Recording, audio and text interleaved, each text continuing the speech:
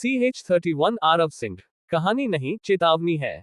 CH30 पूरी magazine खाली। Repeat. दोस्तों, यह एक चैप्टर रिपीटेड वाला चैप्टर है। राइटर ने पिछले चैप्टर की स्टोरी इस चैप्टर में दे दी है, इसलिए कृपया मुझे क्षमा करें।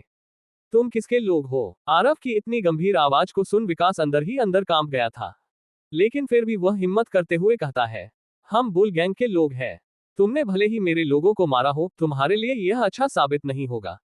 मेरे पिता इस गैंग के लीडर है और हमारी पूरी गैंग दिल्ली पर राज करती है। हमसे पंगा मतलब मौत से पंगा लेने के बराबर है। विकास की बात सुन आरव के चेहरे पर हल्की हंसी आ जाती है।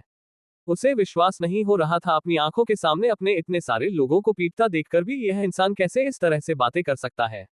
लेकिन अगले ही पल आरव के फोन पर मैसेज आने की साउंड आती है। आरव अपने फोन की साउंड को सुन विकास की सभी बातों को नजरअंदाज कर देता है और अपने फोन को निकालकर उस मैसेज को पढ़ने लग जाता है। पूरे मैसेज को पढ़ने के बाद आरव के चेहरे पर हल्की मुस्कान आ जाती है। वह अपने फोन को तुरंत जेब में डालता है और विकास की तरफ देखते हुए उससे पूछता है, तुम विकास वालिया हो, जग्गू दादा के बेटे हैं ना? अचानक से अपने पापा का नाम सुन विकास को बचाने की उम्मीद महसूस हो रही थी। उसे आरव के चेहरे के हाव भाव देखकर ऐसा लग रहा था जैसे सामने वाला उसकी पहचान जानकर घबरा गया है। इसलिए अब वह एकदम बेबाक अंदाज में आरव से कहता है, हाँ, मैं जयवीर वालिया का बेटा हूँ, जिन्हें सब जग्गू दादा के नाम से जानते हैं। तुम्हें भी झटका लगा होगा ना मेरी असली पहचान जानकर। इसलिए मैं तुमसे साफ साफ ये कहना चाहता हूँ कि हमारे मामले में दखलंदाजी मत दो। अगर तुम शांति से यहाँ से जाना चाहते हो तो उस लड़की को मुझे सौंप दो, तो शायद मैं अपने पिता से तुम्हारी शिकायत ना करूं। उसकी बात सुन आरव का चेहरा और ज्यादा गंभीर हो जाता है। अचानक से आरव के हाव भाव में बदलाव देखकर विकास वालिया और ज्यादा खुश हो जाता है। उसे लग रहा था जैसे आरव उसकी बातों से डर रहा है। उसके चेहरे पर एक कुटिल मुस्कान थी, लेकिन इस बार उसने स्नेहा की बात को दोबारा छेड़कर आरव की बुद्धि को सटका दिया था। इसलिए आरव बिना सोचे समझे विकास वालिया के कान के नीचे एक बजा देता है। आरव के थप्पड़ में इतना दम था कि अगले ही पल विकास वालिया जमीन पर गिर जाता है और उसके मुंह का कोना फट जाता है और उससे खून बहाने लग जाता है। आरव इस छोटे से लड़के पर अपनी शक्ति का इस्तेमाल नहीं करना चाहता था, इसलिए वह अपनी कमर के पीछे से बरेट बानवे को बाहर निकलता है। अचानक से आरव को बंदूक निकलता देखकर विकास काफी ज्यादा डर गया था। विकास को यकीन हो गया था कि आज उसने एक ऐसे शख्स को नाराज कर दिया है जिसको उसके पिता का भी डर नहीं है। आरव बंदूक को लोड करता है और उसके दोनों पैरों की साथालों में पूरी मैगजीन खाली कर देता है। वहां के पूरे इलाके में गोलियों की आवाज गूंज जाती है। फिर आरव अपने एक एक्सपर्ट को उस बंदूक को देता है। वह एक्सपर्ट तुरंत बंदूक को दोबारा से गोलियों से भर देता है और आरव को उल्टी थमा देता है। अब भी बंदूक को लेकर उल्टा अपनी कमर में डाल लेता है। इस समय विकास वालिया दर्द के मारे जोर जोर से चीख रहा था। उसको गोली मारने के बाद आरव बेरुखी ढंग से विकास के पास जाता है और उसके बालों को पकड़ते हुए उसके चेहरे को ऊपर उठाता है और उससे कैसा है, इस संडे को होने वाली मीटिंग में अपने पिता के साथ आना। उसके बाद तुम्हें पता चल जाएगा कि आखिर तुमने किसको नाराज किया था। विकास को इतनी बात कह आरव वापस गाड़ी में आकर बैठ जाता है। इस समय अब स्नेहा के साथ अपनी खरीदी हुई नई BMW में बैठता है। आरव थोड़ी देर के लिए स्नेहा को कंफर्टेबल करता है। जब वह थोड़ी देर बाद कंफर्टेबल हो जाती है तो आरव उसे लेकर वापस से गाड़ी से नीचे उतरता है और सामने वाले सिल्वर प्लाजा में चला जाता है। सिल्वर प्लाजा में सभी माल बड़ी बड़ी कंपनियों के थे। हालांकि यह पूरा सिल्वर प्लाजा आरव का ही था और इस सिल्वर प्लाजा में बहुत सी कंपनियां भी आरव की ही थी। थोड़ी देर बाद स्नेहा एक कपड़ों के ब्रांड के पास चली जाती है। आरव उस कपड़ों के ब्रांड को देखकर हैरान हो गया था, क्योंकि यह ब्रांड उसी की कंपनी के अंडर आता है। इस कंपनी का नाम था अप्सरा फैशन क्लॉथिंग। ये कंपनी टॉप 5 क्लॉथिंग कंपनियों में से एक थी। आरव स्नेहा के साथ साथ शोरूम के अंदर चला जाता है। इस शोरूम में काम करने वाली लगभग सभी लड़कियां थी। ऐसा इसलिए था क्योंकि यह फैशन कंपनी लड़कियों पर ही ज्यादा ध्यान देती थी। आरव जैसे ही शोरूम में जाता है तो अंदर का दृश्य देखकर आरव काफी ज्यादा खुश होता है। वह देख पा रहा था अंदर मौजूद सभी लोग कस्टमर से काफी अच्छी तरह से डील कर रहे थे। उनका व्यवहार भी सभी के साथ काफी अच्छा था, फिर भले ही उनके शोरूम में कोई गरीब परिवार आ गया हो। इसे देखकर आरव मन ही मन काफी ज्यादा खुश होता है। जैसे ही स्नेहा और आरव अंदर आते हैं तो एक लड़की प्यारी सी मुस्कान के साथ उनका स्वागत करती है और उनकी तरफ देखते हुए पूछता है, सर मैम, आखिर आप क्या लेना चाहेंगे? उसे लड़की की बात सुन स्नेहा आरव की तरफ देखती है। अब मुस्कुराते हुए स्नेहा से कहता है, तुम्हें जो लेना है ले लो। इतना कह आरव उस लड़की की तरफ देखता है जिन्होंने अभी उनका स्वागत किया था। वह उससे पूछता है, क्या मैं आपके मैनेजर से मिल सकता हूँ? वह लड़की भी आरव की रिक्वेस्ट को सुन हैरान हो गई थी। आरव भी समझ गया था कि वह लड़की इतना ज्यादा हैरान क्यों थी। इसलिए आरव तुरंत अपनी जेब से एक कार्ड को निकलता है और लड़की को देते हुए कहता है, आपको ज्यादा कुछ करने की जरूरत नहीं है, इस कार्ड को आप अपने मैनेजर को दे देना बस। हालांकि उस कार्ड को लेने के बाद उस लड़की ने भी उस कार्ड को देखा था, लेकिन वह कार्ड उसे समझ में नहीं आ रहा था। उसे कार्ड पर ज्यादा डिटेल नहीं थी। वह एक ब्लैक रंग का कार्ड था और रेड रंग से उसके ऊपर डिजाइन में अज लिखा हुआ था और बगल में सिर्फ नाम लिखा हुआ था, आरव। इससे ज्यादा उस कार्ड पर ज्यादा डिटेल में कुछ भी नहीं था। आरव की बात सुन वह लड़की एक दूसरी लड़की को स्नेहा को अटेंड करने को कहती है और आरव के कार्ड को लेकर मैनेजर को देने चली जाती है। उनके जाने के बाद आरव काउंटर के बगल में रखी चेयर पर बैठ जाता है और अपने फोन को चलाने लग जाता है। इस समय मैनेजर अपने केबिन में एक इंसान के साथ बैठा हुआ था। इस शोरूम का मैनेजर एक आदमी था। उसे मैनेजर की उम्र ज्यादा नहीं थी, वह 30 के आसपास का लग रहा था। उसके चेहरे पर एक अलग तरह का कॉन्फिडेंस था। मैनेजर के सामने 40-45 वर्ष का एक आदमी बैठा हुआ था, जिसने हल्के भूरे रंग का कमीज पहना हुआ था। मैनेजर उस इंसान से कहता है, मिस्टर पटेल, मुझे आपका ऑफर पसंद है, इसमें हम दोनों का ही फायदा है। अगर आप साथ देते हैं तो हम अपने इस शोरूम की ब्रांच को पूरे नॉर्थ में फैला सकते हैं। मैनेजर की बात सुन वह इंसान भी मैनेजर की तारीफ करते हुए कहता है, अरे नीरज जी, आप भी कैसी बातें करते हैं। अगर आप हमारा साथ देते हैं तो हमारी भी बहुत सी मुसीबत खत्म हो जाएगी। जब आप अपने शोरूम के एक काउंटर में मेरा सामान रखने को तैयार है तो मुझे भी तो कुछ मदद करनी चाहिए। वे दोनों आपस में बातें कर ही रहे थे कि तभी बाहर से डोर को कोई खटखटाता है। अचानक से डोर के खटखटाना की आवाज सुन नीरज हैरान हो गया था।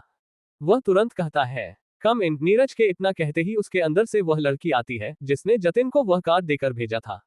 अचानक से शोरूम की एक लड़की को अपने ऑफिस में देख मैनेजर तुरंत उससे पूछता है, क्या शोरूम में कोई दिक्कत हो गई है। वह लड़की तुरंत अपनी गर्दन से मना करते हुए नीरज की तरफ एक कार्ड आगे बढ़ा देती है। उस कार्ड को नीरज को देते हुए वह लड़की उससे कहती है, सर, अभी एक कस्टमर आया है, वह कह रहा था कि वह आपसे मिलना चाहता है और उसने ये कार्ड मुझे दिया है और बोला कि यह कार्ड बस आपको दे दे। नीरज भी उस लड़की की बात सुन हैरान हो गया था। वह तुरंत उस कार्ड को ले लेता है और देखता है, लेकिन जैसे ही उसकी नजर उसे कार्ड पर जाती है तो उसके हाथ से वह कार्ड छूटकर जमीन पर गिर जाता है और वह अपनी जगह से खड़ा हो जाता है। अचानक से नीरज की इस तरह की प्रतिक्रिया को देख पटेल भी हैरान हो जाता है और अपनी जगह से खड़ा होते हुए नीरज से पूछता है, नीरज, एनी प्रॉब्लम। नीरज तुरंत उस कार्ड को उठाता है और अपने पहने कोट से साफ करने लग जाता है।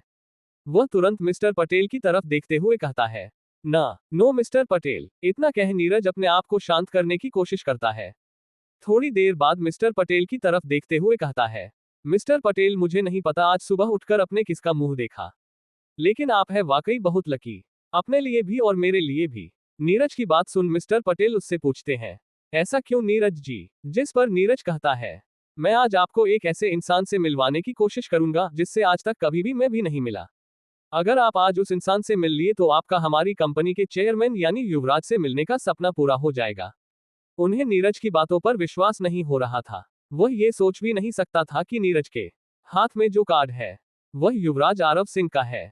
वही उस लड़की को भी कुछ पता नहीं चल रहा था कि वह किसके बारे में बात कर रहे हैं, लेकिन उसे इतना तो जरूर पता चल गया था कि जिस इंसान ने उसे यह कार्ड दिया है वह जरूर कोई महत्वपूर्ण आदमी होगा। वह मैनेजर तुरंत उस लड़की की तरफ देखते हुए उसे कहता है, आखिर वह इंसान कहां पर है जिसने तुम्हें ये कार्ड दिया। मैनेजर की इस बात को सुन वह लड़की कहती है, सर, वह अभी शोरूम में बैठे हैं। उसे लड़की की बात सुन नीरज तुरंत कहता है, मुझे अभी के अभी उनके पास ले चलो। नीरज की बात सुन वह लड़की तुरंत अपनी गर्दन को हिला देती है। फिर नीरज और मिस्टर पटेल तुरंत उस लड़की के पीछे पीछे अंदर से होकर तुरंत शोरूम में आ जाते हैं। वह लड़की इधर उधर देखते हुए आरव को खोजती है। फिर जैसे ही उसकी नजर काउंटर के पास बैठे आरव पर जाती है तो वह नीरज की तरफ देखते हुए उंगली से इशारा करते हुए कहती है, सर, वह रहे वो इंसान जिन्होंने मुझे ये कार्ड दिया था। अचानक से शोरूम में काम करने वाले सभी लोग मैनेजर को देखते हैं तो तुरंत अपनी गर्दन झुकाकर उनका अभिवादन करते हैं, लेकिन नीरज और मिस्टर पटेल उनको नजरअंदाज करते हुए आरव की तरफ आगे बढ़ने लग जाते हैं। वही शोरूम का आज पूरा स्टाफ नीरज को इस तरह से हड़बड़ाता देखकर काफी ज्यादा हैरान हो जाते हैं।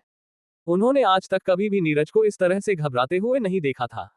नीरज तुरंत आरव के पास जाते हैं और अपनी गर्दन झुकते हुए कहते हैं, युवराज का स्वागत है। इस समय आरव अपने फोन में लगा हुआ था। अचानक से नीरज की आवाज सुन वह अपने गर्दन उठाकर ऊपर देखा है और वह नीरज को देखते ही पहचान गया था कि यही शोरूम का मैनेजर है। एक नाग राजा बनने के बाद उसकी याददाश्त पहले से कई गुना ज्यादा तेज हो गई थी। उसने पहले ही अपने बड़े भैया से कहकर अपने कंपनियों में मौजूद कम करने वाले सभी लोगों की जानकारी ली थी, और यह सारी जानकारी उसके दिमाग में एकदम कंप्यूटर की तरफ फीड थी। उसको देखकर आरव मुस्कुराते हुए कहता है, अरे नीरज जी कैसे हैं?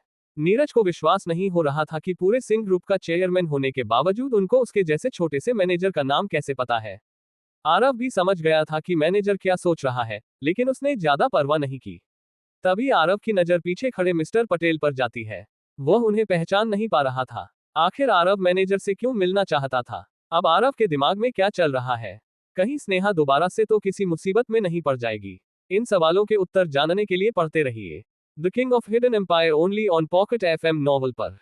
अगर आपको ये कहानी पसंद आई हो तो कृपया कमेंट करके हमें बताएं, और लाइक करना ना भूलें। और अपने दोस्तों को भी शेयर करें ताकि वह भी इस कहानी का आनंद ले सके। आपका बहुत बहुत धन्यवाद हमारे इस नए चैप्टर को पढ़ने के लिए। CH32 पटेल ग्रुप का CEO दिनकर पटेल। मैनेजर को देखकर आरव मुस्कुराते हुए कहता है, अरे नीरज जी कैसे हैं? आरव के मुंह से अपना नाम सुनकर नीरज काफी ज्यादा हैरान हो गया था। नीरज को विश्वास नहीं हो रहा था कि पूरे सिंह ग्रुप का चेयरमैन होने के बावजूद उनको उसके जैसे छोटे से मैनेजर का नाम कैसे पता है।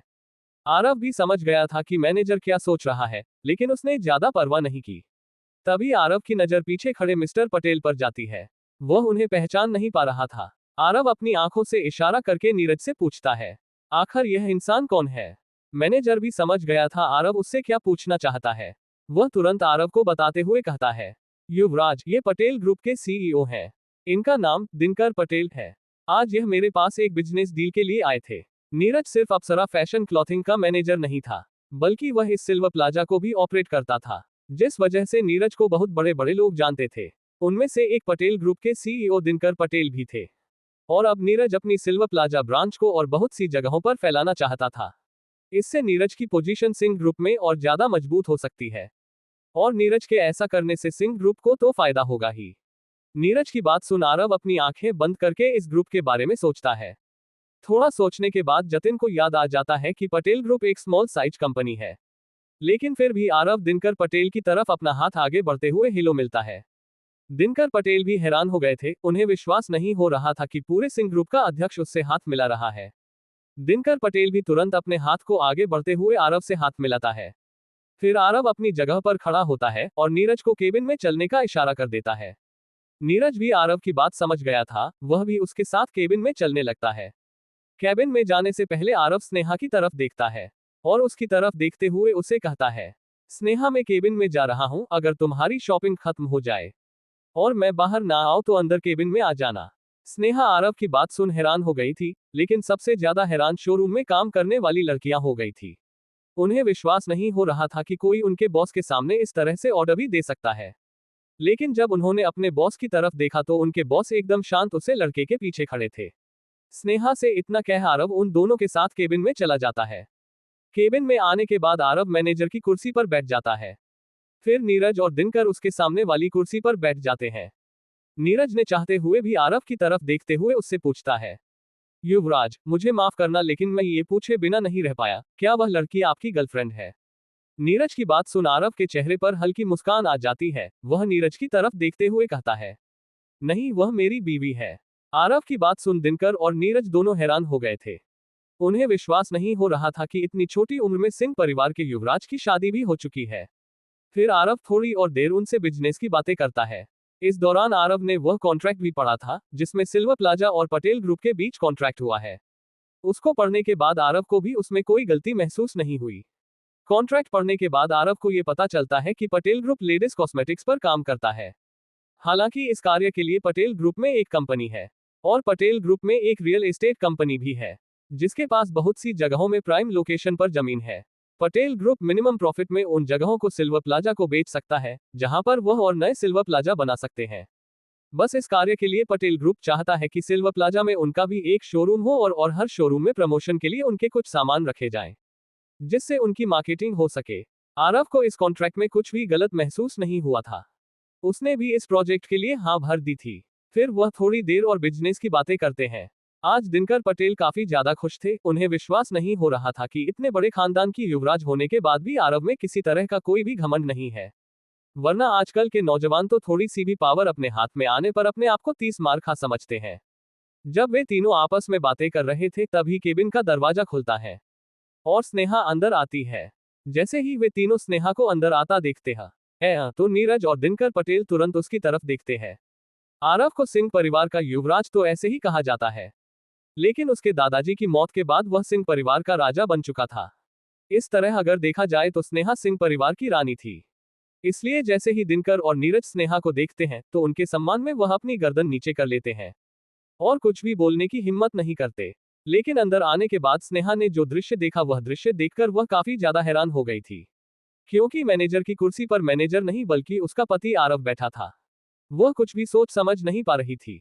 तभी आरव उसकी तरफ देखते हुए कहता है, क्या तुम्हें जो चाहिए था तुमने वह खरीद लिया? आरव की बात सुन स्नेहा तुरंत अपनी गर्दन को हिला देती है। स्नेहा का आज का ये पहला कार्य था जो बिना किसी परेशानी के पूरा हुआ था। स्नेहा की हाँ सुन आरव जाने के लिए खड़ा होता है। आरव को खड़ा होता देखकर दिनकर और नीरज भी तुरंत खड़े हो जाते हैं। फिर आरव नीरज और दिनकर दोनों से कांटेक्ट एक्सचेंज करता है। फिर वे चारों जैसे ही केबिन से बाहर आते हैं तो एक लड़की स्नेहा के पास आकर उससे कहती है, मैं आपका बिल। स्नेहा जैसे ही बिल को लेकर उसकी अमाउंट देखती है तो वह काफी ज्यादा हैरान हो जाती है, क्योंकि बिल पूरे 1.5 लाख रुपए का था। आरव स्नेह के हाथ से बिल ले लेता है। स्नेहा के हाव भाव को देखकर ही आरव समझ गया था बिल काफी ज्यादा है, लेकिन वह कुछ नहीं करता बल्कि बिल को लेकर नीरज को दे देता है। नीरज बिल को देखकर हैरान हो गया था कि इतने बड़े खानदान की बहू होने के बावजूद भी वह इतने से बिल को देखकर हैरान क्यों हो रही है। सिंह खानदान तो बहुत ज्यादा पैसे वाला खानदान है। अगर वह मुट्ठी भर भर कर भी नोट उड़ाए तो भी उसके पैसे खत्म नहीं होने वाले हैं। फिर नीरज को लगता है कि शायद स्नेहा को नहीं पता कि वह इतने बड़े खानदान की बहू है। नीरज आरव के हाव भाव को देखकर समझ जाता है कि युवराज ने अपनी पत्नी को भी नहीं बताया कि वह सिंह खानदान से है। इसलिए वह बिल लेकर तुरंत उस लड़की की तरफ देखते हुए कहता है, मैम को कोई भी बिल देने की जरूरत नहीं है। इतना कह वह उस लड़की को जाने का इशारा कर देता है। वह लड़की भी तुरंत नीरज का इशारा समझ वहां से चली जाती है। उस लड़की के जाने के बाद नीरज स्नेहा के पास आते हुए कहता है, मैम ये जगह आपके लिए बिल्कुल फ्री है।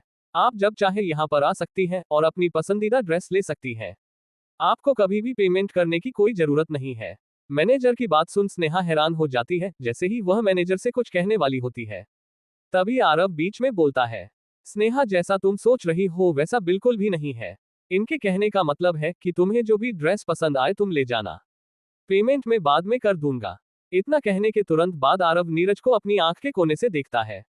नीरज भी तुरंत आरव की बात में हाँ में हाँ मिलाते हुए कहता है, हाँ मैम सर बिल्कुल ठीक कह रहे हैं। पेमेंट के बारे में तो हम बाद में डिस्कस करते रहेंगे। क्या स्नेहा आरव और नीरज के बीच में चल रही बातों के बारे में जान जाएगी? क्या स्नेहा और आरव अब पति पत्नी की तरह रहेंगे? आरव स्नेहा को कब बताया कि वह सिंह परिवार की बहू है? इन सभी सवालों के जवाब जानने के लिए पढ़ते रहिए the King of Hidden Empire only on Pocket FM novel पर। CH33 पहचान बताई। मैम ये जगह आपके लिए बिल्कुल फ्री है। आप जब चाहे यहाँ पर आ सकती हैं और अपनी पसंदीदा ड्रेस ले सकती हैं। आपको कभी भी पेमेंट करने की कोई जरूरत नहीं है। मैनेजर की बात सुन स्नेहा हैरान हो जाती है। जैसे ही वह मैनेजर से कुछ कहने वाली होती है तभी आरव बीच में बोलता है, स्नेहा जैसा तुम सोच रही हो वैसा बिल्कुल भी नहीं है। इनके कहने का मतलब है कि तुम्हें जो भी ड्रेस पसंद आए तुम ले जाना, पेमेंट में बाद में कर दूंगा। इतना कहने के तुरंत बाद आरव नीरज को अपनी आंख के कोने से देखता है। नीरज भी तुरंत आरव की बात में हाँ मिलाते हुए कहता है, हाँ मैम सर बिल्कुल ठीक कह रहे हैं। पेमेंट के बारे में तो हम बाद में डिस्कस करते रहेंगे। नीरज की बात खत्म होने के तुरंत बाद आरव नीरज की तरफ देखते हुए कहता है, ठीक है नीरज जी और दिनकर जी कभी बाद में मिलते हैं। इतना का आरव स्नेहा को लेकर चला जाता है। आरव के जाने के बाद नीरज और दिनकर पटेल भी एक दूसरे को देखते हैं और दिनकर भी नीरज से विदा लेते हुए वहां से चला जाता है। इस समय रुद्र गाड़ी चला रहा था और स्नेहा और आरव गाड़ी के पीछे बैठे हुए थे। स्नेहा आरव को अजीब तरह से देख रही थी। वह तुरंत आरव की तरफ देखते हुए उससे पूछता है, आरव आखिर तुम्हारी पहचान क्या है? मुझे माफ करना लेकिन मुझे पता है तुम्हें ये सवाल थोड़ा अजीब लगा होगा, लेकिन इतना तो तुम्हें भी पता होगा मैंने कभी भी तुम्हारी असल पहचान के बारे में नहीं जाना। और अगर कोई भी दादरी से तुम्हारी असल पहचान के बारे में पूछता तो दादाजी उनको कुछ भी नहीं बताते थे। लेकिन जब जब ऐसा होता था तो दादाजी के चेहरे पर डर साफ साफ दिखाई देता था। क्या तुम अब अपनी पत्नी को भी अपनी असल पहचान नहीं बता सकते? स्नेहा की बातों से विश्वास हो रहा था कि आज स्नेहा आरव की असली पहचान जानकर रहेगी। हालांकि आरव भी चाहता था कि वह स्नेहा को अपनी असल पहचान बता दे, लेकिन आरव ये भी जानता था कि यह समय स्नेहा को उसकी पहचान बताने का नहीं है। और रही बात स्नेहा के दादाजी धीरज कपूर की, तो आरव ने एक बार धीरज कपूर को फेस टू फेस सामने बैठकर धमकी दी थी। ये बात उसे समय की है जब धीरज कपूर ने बिजनेस वर्ल्ड में अपने पैर पसारने शुरू किए थे। जब बलदेव कुमार ने धीरज कपूर से कहा था कि वह उसके कामों में दखलंदाजी ना करे, लेकिन धीरज कपूर बलदेव कुमार की बातों को नजरअंदाज करते हुए बार बार ब्लैक कोबरा गैंग को टारगेट कर रहे थे। और जब ये बात आरव को पता चली थी, तो आरव अपनी सिगरेट सुलगाते हुए कपूर इंडस्ट्रीज के अध्यक्ष के ऑफिस में पहुंच गया था। हालांकि उनके ऑफिस तक जाने के लिए बहुतों ने आरव को रोकने की कोशिश की, लेकिन जो आरव के सामने आ रहा था वह मौत के घाट उतरता जा रहा था। फिर एक लात के झटके के साथ आरव अध्यक्ष का दरवाजा खोलता है। अंदर आने के बाद आरव धीरज कपूर के सामने वाली कुर्सी पर बैठ जाता है। धीरज कपूर अचानक से आरव को अपने सामने देखकर काफी ज्यादा हैरान हो गए थे। वह तुरंत ऊंची आवाज में आरव को चिल्लाते हुए कहते हैं, आखिर कौन हो तुम, और मेरे ऑफिस में ऐसे तुम्हें अंदर आने किसने दिया? धीरज का चेहरा इस समय गुस्से में तमतमा रहा था। धीरज की बात सुन आरव के चेहरे पर हंसी आ जाती है। आरव धीरज की आंखों में देखते हुए कहता है, तुम्हें कितनी बार समझाया हमारे काम में टांग मत घुसाओ, लेकिन तुम मानते ही नहीं हो। इसलिए आज मैं तुम्हें पर्सनली समझाने आया हूँ। हमारी गैंग से दूर रहना, वरना अगली बार समझाने नहीं आऊंगा, सीधा उड़ाकर चला जाऊंगा। इतना कह आरव अपनी जगह से खड़ा होता है और कमरे से बाहर जाने लगता है। इस समय धीरज कपूर आरव की धमकी सुन पसीने में एकदम लथपथ थे। धीरज कपूर हिम्मत करते हुए आरव को रोकते हैं, क्या तुम मुझे अपना नाम बता सकते हो? अचानक से धीरज कपूर की बात सुन आरव रुक जाता है और बिना पालते मुस्कुराते हुए उनका जवाब देता है, डेविल। इस नाम को सुन धीरज कपूर के पूरे शरीर में सिहरन दौड़ जाती है। उन्हें विश्वास नहीं हो रहा था कि इतनी खतरनाक पर्सनैलिटी किसी 14-15 साल के लड़के की होगी। जी एक नाम ने पूरे अंडरवर्ल्ड को हिला रखा था, आज वह इंसान उसके सामने बैठा था और धीरज कपूर की उसके सामने बोलने की हिम्मत तक भी नहीं थी। धीरज कपूर ने आज अपनी मौत को बहुत करीब से देखा था। इसी बात ने धीरज कपूर को अंदर से हिला दिया था। आरव स्नेहा के साथ गाड़ी में बैठा ये सब सोचकर हंस रहा था, लेकिन आरव को पता था कि उसे स्नेहा को कुछ ना कुछ तो जवाब देना है। इसलिए आरव थोड़ी देर के लिए सोचता है और फिर अपनी असली पहचान की जगह स्नेहा को वह पहचान बताना चाहता था जो उसके दादाजी ने देखी थी। आरव एक गहरी सांस लेते हुए स्नेहा की तरफ देखते हुए उसको कहता है, स्नेहा मुझे पता है तुमने आज के दिन बहुत कुछ देख लिया और मैं तुम्हें अपनी असली पहचान बात कर परेशान नहीं करना चाहता था, लेकिन तुमने मुझे खुद मजबूर कर दिया आपने असली पहचान बताने के लिए। ये सब कहते वक्त आरव की आवाज गंभीर थी और वह स्नेह की आंखों में ही देखे जा रहा था। आरव थोड़ी देर के लिए चुप होता है और फिर आगे कहता है, क्या तुमने कभी किसी अंडरवर्ल्ड के आदमी को देखा है? नहीं ना, मुझे पता है तुम्हारे दिमाग में इस समय बहुत सी बातें चल रही है, लेकिन मेरी पहचान इसी अंडरवर्ल्ड के साथ जुड़ी है। तुमने कभी ब्लैक कोबरा गैंग के बारे में सुना है? मुझे पता है तुम्हारे दादाजी धीरज कपूर ने पहले ही तुम्हें इस गैंग के बारे में बता दिया होगा। यहाँ तक कि जैसा मुझे लगता है तुम्हारे पूरे परिवार को इस गैंग के बारे में पता होगा। आरव की बात सुन स्नेहा कुछ सोचने लग जाती है, फिर उसे कुछ याद आता है। वह तुरंत आरव को बताती है, हाँ, जब मैं छोटी थी तब दादाजी ने हमारे पूरे परिवार को इकट्ठा करके इस बारे में कुछ बताया था। उनके ऑफिस में ब्लैक कोबरा गैंग का कोई इंसान उन्हें धमकी देने आया था। स्नेहा की बात सुन आरव की भौहें ऊपर हो जाती है। वह स्नेहा की तरफ देखते हुए तुरंत उससे पूछता है, क्या तुम्हारे दादाजी ने उसका नाम नहीं बताया?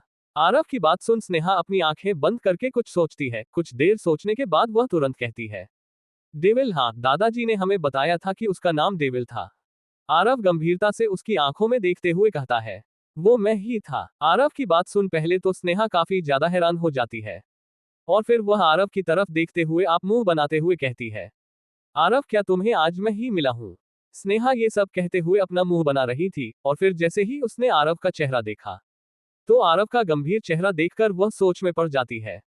फिर आरव दोबारा से स्नेहा से कहता है, मैंने तुम्हें अपना सच बता दिया। अब मेरी बातों पर विश्वास करना या ना करना ये सब तुम पर निर्भर करता है। स्नेहा से इतना कहने के बाद आरव रुद्र की तरफ देखते हुए कहता है, गाड़ी को कपूर इंडस्ट्रीज की तरफ ले लो। अचानक से गाड़ी की डायरेक्शन बदलवाने से स्नेहा आरव को अजीब तरह से देखती है, लेकिन आरव स्नेहा को नजरअंदाज करते हुए अपनी जेब से फोन निकलता है और अखिल को कॉल मिला देता है। सामने से जैसे ही कॉल उठाई जाती है तो अखिल की आवाज आती है, युवराज, कोई काम था क्या? उद्धरण चिन्ह, मैं कपूर इंडस्ट्रीज की तरफ जा रहा हूँ, तुम जल्द से जल्द वहां पर पहुंचो और सभी शेयर धारकों को इन्फॉर्म कर दो कि कंपनी का नया चेयरमैन मीटिंग के लिए आ रहा है। और जो भी इंसान मीटिंग में नहीं पहुंचा उसे डायरेक्ट कंपनी से निकाल दिया जाएगा। आरव की बात सुन अखिल तुरंत कहता है, जी युवराज, मैं 10 मिनट में पहुंच रहा हूं। इतना कह आरव कॉल रख देता है। इस समय स्नेहा आरव को बड़ी अजीब तरह से देख रही थी। आरव भी उसके चेहरे को देखकर समझ गया था कि वह क्या सोच रही है। इसलिए आरव उसको बताते हुए कहता है, तुम सही सोच रही हो, तुम्हारी परिवार कंपनी के साथ या जो कुछ भी हो रही है सब मेरे कहने पर हो रहा है। आरव की इस बात को स्नेहा और ज्यादा हैरान हो जाती है। उसे विश्वास नहीं हो रहा था, वह जिस आरव को जानती थी और जो आरव उसके सामने अपनी जुबान खोलने से डरता था, आज उसने उसके पूरे परिवार की कंपनी को ऐसी हालत में पहुंचा दिया। अगर उसने उस कंपनी से हाथ निकाल लिया तो उनकी कंपनी दिवालिया हो जाएगी और उसका पूरा परिवार रोड पर आ जाएगा। आरव की इस बात को सुन स्नेहा समझ गई थी कि आरव ने अभी भी उसको अपनी पूरी पहचान नहीं बताई है, लेकिन वह समझ नहीं पा रही थी कि आरव उससे अपनी पहचान क्यों छुपा रहा है। स्नेहा लगातार इस बारे में सोच रही थी। 20 मिनट के बाद उनकी गाड़ी कपूर इंडस्ट्रीज के सामने आकर रुक जाती है। फिर रुद्र, आरव और स्नेहा तीनों गाड़ी से उतरते हैं। उनके गाड़ी से उतरने के तुरंत बाद उनके सामने दौड़ते हुए एक इंसान आता है। ये और कोई नहीं बल्कि मैनेजर अखिल था और उसके सामने अपना सिर झुकाते हुए आरव को बताता है, युवराज, आपने मुझको जैसा कहा था मैंने बिल्कुल वैसा ही कर दिया है। सभी लोग आपका बोर्ड मीटिंग रूम में इंतजार कर रहे हैं। आरव अखिल से कुछ नहीं कहता बल्कि अपने शांत चेहरे के साथ अखिल के पीछे चलने लग जाता है। आरव के साथ साथ स्नेहा और रुद्र भी आने लग जाते हैं। मीटिंग रूम में इस समय कपूर खानदान के तीनों बेटे बैठे हुए थे। इस समय अमर कपूर और भूपेंद्र कपूर के दोनों बेटे भी मीटिंग में मौजूद थे। अमर कपूर के बेटे का नाम विश्वजीत कपूर था और भूपेंद्र कपूर के बेटे का नाम आयुष कपूर था। मीटिंग में 3 और लोग बैठे थे जो कपूर इंडस्ट्रीज के शेयर धारक थे। लेकिन सबसे कमाल की बात यह थी कि इन तीनों में से एक ऐसा भी इंसान था जिसे आरव जानता था। ये बीबीसी जनरल मैनेजर गोपाल भगत था। इसके पास भी कपूर इंडस्ट्रीज के कुछ % शेयर थे, जिस वजह से गोपाल भगत बोर्ड मेंबर बन गया था। तभी विश्वजीत कपूर अपने पिता अमर कपूर की तरफ देखते हुए कहता है, पिताजी, आखिर ऐसा कौन सा इंसान है जिसने हमें इतना लाचार बना दिया। मैंने तो कभी भी किसी ऐसे इंसान को नहीं देखा जो कपूर इंडस्ट्रीज को इस तरह अपने कदमों में ला सकता है। यहाँ तक कि मैं तो एक बार पिक्सल इलेक्ट्रॉनिक्स के मालिक अजय गर्ग से भी मिला था। उन्होंने भी मुझे काफी इज्जत देकर बात की थी। आखिर दिल्ली में ऐसा कौन सा परिवार है जो हमें टक्कर देने की हिम्मत करता है। इस समय अमर कपूर ने थोड़ी अंदर की खबर निकाली थी, जिससे उसे पता चला था कि कंपनी को टेकओवर करने वाले अचानक से दिल्ली में बम फोड़ने वाला सिंह परिवार था। अमर कपूर ने कपूर खानदान की सारी ताकतों को लगा दिया था कि जिसके बाद उसे पता चला था कि सिंह परिवार का युवराज, जो इस समय सिंह परिवार का राजा बन चुका है, वह कपूर इंडस्ट्रीज को बर्बाद करने पर तुला हुआ है। अमर कपूर को यह बिल्कुल भी याद नहीं था कि उसने सिंह परिवार को कब नाराज किया और सिंह परिवार इतनी बुरी तरह से उनकी कंपनी के पीछे क्यों पड़ा हुआ है। यहां तक कि उन्होंने कपूर इंडस्ट्रीज की बागडोर दिल्ली ब्रांच के मैनेजर अखिल को दे दी थी। और जब से उसे यह पता चला है कि सिंह परिवार उसकी कंपनी के पीछे पड़ा है, तो वह काफी ज्यादा डर चुका था। अचानक से अपने बेटे की बात सुन अमर कपूर अपने ख्यालों से बाहर आता है और गंभीरता से विश्वजीत की तरफ देखते हुए कहता है, तुम जानना चाहते हो ना कि हमारी कंपनी के पीछे ऐसा कौन इंसान पड़ा है? तो सुनो, हम उसे नाराज करने की हिम्मत भी नहीं कर सकते। यहां तक कि दूसरे बड़े खानदान भी उसे अपना दुश्मन बनने से डरते हैं। हमारी कंपनी के पीछे सिंह परिवार लग चुका है। जब अचानक से सभी ने अमर कपूर के मुंह से सिंह परिवार का जिक्र सुना तो सभी लोग अंदर ही अंदर बहुत ज्यादा डर गए थे। उन सबको पता था कि 16 साल पहले किस तरह से सिंह परिवार के ऊपर हमला हुआ था, लेकिन फिर भी उस हमले को झेलकर सिंह परिवार सरवाइव कर चुका था। लेकिन उस हमले के बाद सिंह परिवार छिपकर ही अपने सभी कार्य करता था। लेकिन यूं अचानक से ओपनली सिंह परिवार के बिजनेस वर्ल्ड में एंटर करते देख सभी परिवार बहुत ज्यादा डर गए थे। उन सभी को पता था कि सिंह परिवार के सिर्फ बिजनेस वर्ल्ड में ही नहीं बल्कि पॉलिटिक्स और मिलिट्री कनेक्शन भी बहुत ज्यादा स्ट्रांग है। और सिंह परिवार का जो नया राजा बना है, उसने तो पूरी मीडिया के सामने ये कह दिया है, अगर किसी परिवार ने उसके परिवार के ऊपर आंख उठाने की कोशिश की तो उसके पूरे परिवार को मिटा दिया जाएगा। उसे स्टेटमेंट ने पूरे बिजनेस वर्ल्ड को हिलाकर रख दिया था। भले ही कोई कितना ही ताकतवर परिवार क्यों ना हो, लेकिन वह यूं ओपनली धमकी नहीं देता था। सभी को पता है कि सिंह परिवार के राजा का रुतबा एकदम प्रधानमंत्री के जैसा होता है। लेकिन 16 साल पहले सिंह परिवार पर हमला करके किसी ने सिंह परिवार के रुतबे पर बहुत ठेस पहुंचाई थी। लेकिन सिंह परिवार ने पिछली बार की तुलना में कई गुना ज्यादा ताकतवर होकर कमबैक किया, जो सभी परिवारों को डराने के लिए काफी था। गाइस, मुझे माफ करना, पिछले 2 दिनों से पॉकेट नोवेल रीड ऐप मेरी चल नहीं रही थी। इसलिए मैं एपिसोड अपलोड नहीं कर पाया। लेकिन अगली बार ऐसा नहीं होगा, मैं एक्स्ट्रा एपिसोड बनाकर शेड्यूल में लगा दूंगा। और अगर आपको ये कहानी पसंद आ रही हो तो कृपया लाइक, कमेंट और शेयर जरूर करें, जिससे अधिक लोग इस कहानी का आनंद उठा सके। जब क्या होगा जब अमर कपूर को पता चलेगा कि उनका निकम्मा दामाद ही सिंह परिवार का राजा है? आखिर अमर कपूर कोई है, जानकारी कहां से मिली? इन सभी सवालों के उत्तर जानने के लिए पढ़ते रहिए the King of Hidden Empire only on Pocket FM novel पर। CH34 गोपाल भगत का कहर अमर कपूर पर। अपने बेटे की बात सुन अमर कपूर अपने ख्यालों से बाहर आता है और गंभीरता से विश्वजीत की तरफ देखते हुए कहता है, तुम जानना चाहते हो ना कि हमारी कंपनी के पीछे ऐसा कौन इंसान पड़ा है? तो सुनो, हम उसे नाराज करने की हिम्मत भी नहीं कर सकते। यहां तक कि दूसरे बड़े खानदान भी उसे अपना दुश्मन बनने से डरते हैं। हमारी कंपनी के पीछे सिंह परिवार लग चुका है। जब अचानक से सभी ने अमर कपूर के मुंह से सिंह परिवार का जिक्र सुना तो सभी लोग अंदर ही अंदर बहुत ज्यादा डर गए थे। उन सबको पता था कि 16 साल पहले किस तरह से सिंह परिवार के ऊपर हमला हुआ था, लेकिन फिर भी उस हमले को झेलकर सिंह परिवार सरवाइव कर चुका था। लेकिन उस हमले के बाद सिंह परिवार छिपकर ही अपने सभी कार्य करता था। लेकिन यूं अचानक से ओपनली सिंह परिवार के बिजनेस वर्ल्ड में एंटर करते देख सभी परिवार बहुत ज्यादा डर गए थे। उन सभी को पता था कि सिंह परिवार के सिर्फ बिजनेस वर्ल्ड में ही नहीं बल्कि पॉलिटिक्स और मिलिट्री कनेक्शन भी बहुत ज्यादा स्ट्रांग है। और सिंह परिवार का जो नया राजा बना है उसने तो पूरी मीडिया के सामने ये कह दिया है, अगर किसी परिवार ने उसके परिवार के ऊपर आंख उठाने की कोशिश की तो उसके पूरे परिवार को मिटा दिया जाएगा। उसे स्टेटमेंट ने पूरे बिजनेस वर्ल्ड को हिलाकर रख दिया था। भले ही कोई कितना ही ताकतवर परिवार क्यों ना हो, लेकिन वह यूं ओपनली धमकी नहीं देता था। सभी को पता है कि सिंह परिवार के राजा का रुतबा एकदम प्रधानमंत्री के जैसा होता है। लेकिन 16 साल पहले सिंह परिवार पर हमला करके किसी ने सिंह परिवार के रुतबे पर बहुत ठेस पहुंचाई थी। लेकिन सिंह परिवार ने पिछली बार की तुलना में कई गुना ज्यादा ताकतवर होकर कमबैक किया, जो सभी परिवारों को डराने के लिए काफी थी। सभी लोग मीटिंग रूम में इसी बारे में बात कर रहे थे। लेकिन जैसे ही गणेश भक्त को यह बात पता चली कि कपूर इंडस्ट्रीज के पीछे सिंह ग्रुप पड़ा हुआ है, तो अचानक से उसके दिमाग में उस जवान लड़के की इमेज उभर आ गई थी, जिसके बैंक कार्ड में 10,000 करोड़ की संपत्ति थी। उसे लड़के की बैंक कार्ड की डिटेल देखकर वह समझ गया था कि यह सिंह परिवार का युवराज है। जब वह इस बारे में सोच रहा था तभी मीटिंग रूम का दरवाजा खुलता है और मीटिंग रूम में 4 लोग अंदर आते हैं। सबसे पहले मीटिंग रूम में एंटर करने वाला सिंह ग्रुप के दिल्ली का ब्रांच मैनेजर अखिल अंदर आता है। उसके पीछे पीछे एक इंसान अंदर आता है, जिसकी निगाह देखकर ऐसा लग रहा है जैसे किसी सांप की निगाह है, जो सब कुछ रिकॉर्ड कर रहा हो। वह लड़का देखने में 20 साल के आसपास का लग रहा था। लेकिन उस लड़के के बाद जो लोग अंदर आते हैं उन्हें देखकर कपूर परिवार के सभी लोग हैरान हो गए थे। उन्हें उम्मीद नहीं थी कि मीटिंग रूम में उनका निकम्मा दामाद और उनकी सबसे खूबसूरत बेटी, जिसको मिस दिल्ली कहा जाता है, वह अंदर आएगी। लेकिन इस बार स्नेहा की आंखों में अपने परिवार के लिए जरा सी भी हमदर्दी नहीं थी। स्नेहा को अब समझ में आ गया था कि उनके परिवार में उसको किसी सामान की तरह इस्तेमाल किया गया है। उसकी सगी मां ने भी उसकी जिंदगी बर्बाद करने में संकोच नहीं किया था और उसके पिता ने भी उसकी जगह उसकी मां का साथ दिया था।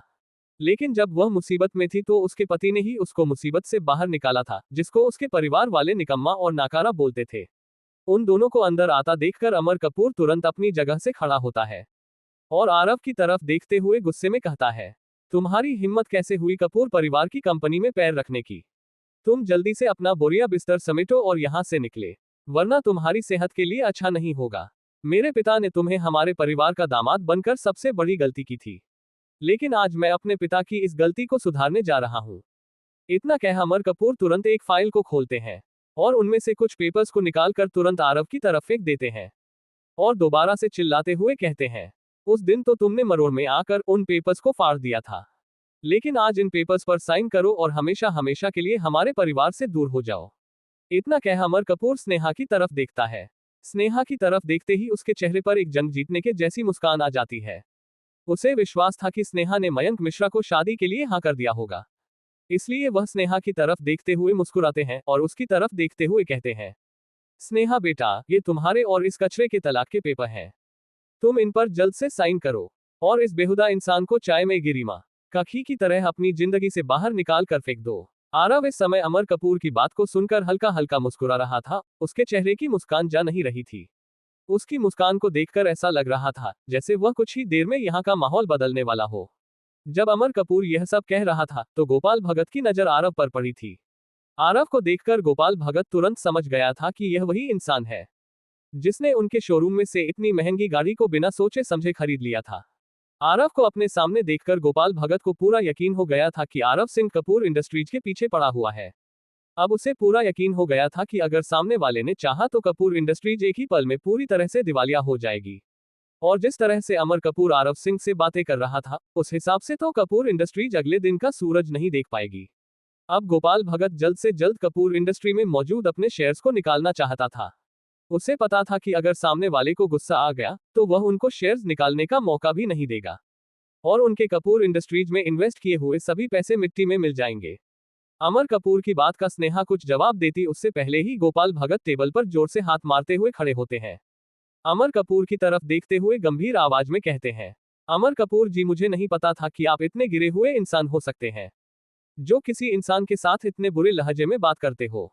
आप सिर्फ उन्हीं इंसानों के साथ अच्छी तरह से बातें करते हो जिसे आपको लगता है कि प्रॉफिट हो सकता है। मैंने सोचा था कि आप एक काफी अच्छे और पढ़े लिखे इंसान हैं जो किसी के बीच में कोई फर्क नहीं करते, इसलिए मैंने आपकी बात को मानकर आपकी कंपनी में इन्वेस्ट किया था। अपने कपूर इंडस्ट्रीज को क्या खोल दिया। आप तो सोच रहे हैं कि आप बिजनेस वर्ल्ड के बादशाह बन गए हैं।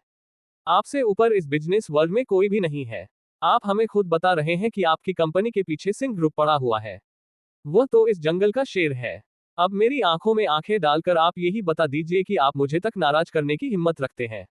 अगर मैं भी चाहूं ना तो 1 महीने के अंदर आपकी कंपनी को काफी गहरा नुकसान पहुंचा सकता हूं, जिससे उभरने के लिए आपको कई साल लग सकते हैं। और अब आपका इस तरह का व्यवहार देखकर मैं आपके साथ काम नहीं कर सकता। मैं अपने शेयर्स से वापस कंपनी में ट्रांसफर करता हूं। और जब हमने बॉन्ड पर साइन किया था तो आपको भी पता होगा कि उसमें क्या लिखा था। अगर मैं अपने शेयर्स वापस कंपनी को ट्रांसफर करता हूं तो शेयर के मौजूदा रेट के हिसाब से मुझे मेरे पैसे वापस मिल जाएंगे। तो अब कृपया करके पैसे मुझे दीजिए और अपने शेयर को वापस ले लीजिए। और मौजूदा रेट के हिसाब से आपको मुझे लगभग 40 करोड़ देने होंगे। और मैं अपने 20% शेयर वापस कंपनी को ट्रांसफर करता हूं। अचानक से गोपाल भगत की बातें सुनो अमर कपूर के चेहरे की हवाएं उड़ जाती है। उसे विश्वास नहीं हो रहा था कि बीसीसी का जनरल मैनेजर इतना नाराज कैसे हो गया। ये तो उनके परिवार का मामला था ना। लेकिन अमर कपूर की इतनी औकात नहीं थी कि वह गोपाल भगत को उल्टा जवाब दे सके। वही सभी लोग भी गोपाल कपूर की बात सुन हैरान हो गए थे। जब बाकी के दोनों शेयर धारकों ने देखा गोपाल भगत अपने शेयर से इस कंपनी से निकल रहा है, तो वह भी अपने शेयर्स दोबारा से कंपनी को ट्रांसफर करने के लिए तैयार हो जाते हैं। जब अमर कपूर ने ये देखा कि सभी शेयर धारक उनसे नाराज हो रहे हैं, तो वह शांत हो जाते हैं। उनका चेहरा इस समय एकदम सफेद पड़ चुका था। अपने पिता को ऐसे शांत बैठते देखकर विश्वजीत कपूर तुरंत खड़ा होता है और गोपाल भगत की तरफ देखते हुए गुस्से में कहता है, अंकल आप ऐसा नहीं कर सकते, वरना मैं आपको हमारी कंपनी से बाहर नहीं जाने दूंगा। विश्वजीत कपूर की बात सुन गोपाल भगत उसकी तरफ देखते हैं और मुस्कुराते हुए कहते हैं, हम राय कैटफेस बोला, जवानी का जोश भी बोला। अपने बाप से पूछ, तेरे बाप की भी औकात नहीं है जो मुझसे इस तरह से बात कर ले। चुपचाप अपनी जगह पर बैठ जा, वरना मेरा तो पता नहीं लेकिन तू इस कंपनी से सही सही सलामत अपने घर पर नहीं जा पाएगा। गोपाल भगत की बात सुन अमर कपूर दांत पीसने लग जाते हैं। लेकिन उनकी सच में औकात नहीं थी कि वह गोपाल भगत के सामने अपना मुंह खोले। इसलिए वह तुरंत अपनी जगह से खड़े होते हैं और अपने बेटे के चेहरे पर थप्पड़ मारते उसे वापस उसकी कुर्सी पर बैठा देते हैं। जब आरव देखा है कि पूरा माहौल शांत हो गया है, तो आराम से चुपचाप जाकर अध्यक्ष की कुर्सी को खींचता है और उसके ऊपर बैठ जाता है, जिसके तुरंत बाद अखिल और रुद्र दोनों उसके बगल में आकर खड़े हो जाते हैं। फिर आरव सभी को देखा है और काफी शांति से कहता है, आप सब में से किसी को भी अपने शेयर कंपनी को दोबारा बेचने की जरूरत नहीं है। अब ये कंपनी कपूर परिवार के हाथ में नहीं है जो इसे कंट्रोल करते हैं, बल्कि अब ये कंपनी सिंह ग्रुप का एक हिस्सा है। और मैं आप सबको बता देना चाहता हूं कि सिंह परिवार के युवराज ने मुझे खुद इस कंपनी का नया चेयरमैन घोषित किया है। और अगर किसी को विश्वास नहीं हो रहा है तो आप सिंह ग्रुप के दिल्ली ब्रांच मैनेजर अखिल से पूछ सकते हैं। मैंने देखा कि शेयर धारकों के पास 40% शेयर है और सबसे ज्यादा शेयर कपूर परिवार के पास थे। मैंने कपूर परिवार के शेयर्स को भारी कीमत में खरीद लिया है, इसलिए अब कपूर परिवार का इस कंपनी में कोई भी रोल नहीं है। और अगर मेरी बातों को कपूर परिवार अच्छी तरह से समझ रहा है तो ठीक है, नहीं तो मुझे युवराज को तकलीफ देने की जरूरत पड़ेगी। जब गोपाल भगत ने आरव की बात सुनी तो वह शांत हो गया था। अब वह अपने शेयर को कपूर इंडस्ट्रीज को दोबारा से ट्रांसफर नहीं करने वाला था। वही बाकी के शेयर धारकों को भी समझ में आ गया था। अगर यह कंपनी सिंह ग्रुप के अंदर है तो यह जरूर आगे चलकर बहुत प्रॉफिट करने वाली है और उनको भी बहुत ज्यादा मुनाफा होगा। इसलिए उन्होंने भी अपना मन बदल लिया था। लेकिन अपनी बातों से ही आरव ने बिना हाथ उठा कपूर खानदान के चेहरे पर थप्पड़ मार दिया था। क्या कपूर खानदान के लोग सच में आरव की बात मानकर आरव को कुछ नहीं कहेंगे? आखिर आरव यहाँ पर अपनी पहचान क्यों छुपा रहा है? इन सवालों के बारे में जानने के लिए पढ़ते रहिए the King of Hidden Empire only on Pocket FM novel पर। CH35 आरव की पहचान। आरव सभी को देखा है और काफी शांति से कहता है, आप सब में से किसी को भी अपने शेयर कंपनी को दोबारा बेचने की जरूरत नहीं है। अब ये कंपनी कपूर परिवार के हाथ में नहीं है, जो इसे कंट्रोल करते हैं, बल्कि अब ये कंपनी सिंह ग्रुप का एक हिस्सा है। और मैं आप सबको बता देना चाहता हूं कि सिंह परिवार के युवराज ने मुझे खुद इस कंपनी का नया चेयरमैन घोषित किया है। और अगर किसी को विश्वास नहीं हो रहा है तो आप सिंह ग्रुप के दिल्ली ब्रांच मैनेजर अखिल से पूछ सकते हैं। मैंने देखा कि शेयर धारकों के पास 40% शेयर है और सबसे ज्यादा शेयर कपूर परिवार के पास थे। मैंने कपूर परिवार के शेयर्स को भारी कीमत में खरीद लिया है, इसलिए अब कपूर परिवार का इस कंपनी में कोई भी रोल नहीं है। और अगर मेरी बातों को कपूर परिवार अच्छी तरह से समझ रहा है तो ठीक है, नहीं तो मुझे युवराज को तकलीफ देने की जरूरत पड़ेगी। जब गोपाल भगत ने आरव की बात सुनी तो वह शांत हो गया था। अब वह अपने शेयर को कपूर इंडस्ट्रीज को दोबारा से ट्रांसफर नहीं करने वाला था। वही बाकी के शेयर धारकों को भी समझ में आ गया था। अगर यह कंपनी सिंह ग्रुप के अंदर है तो यह जरूर आगे चलकर बहुत प्रॉफिट करने वाली है और उनको भी बहुत ज्यादा मुनाफा होगा। इसलिए उन्होंने भी अपना मन बदल लिया था। लेकिन अपनी बातों से ही आरव ने बिना हाथ उठा कपूर खानदान के चेहरे पर थप्पड़ मार दिया था।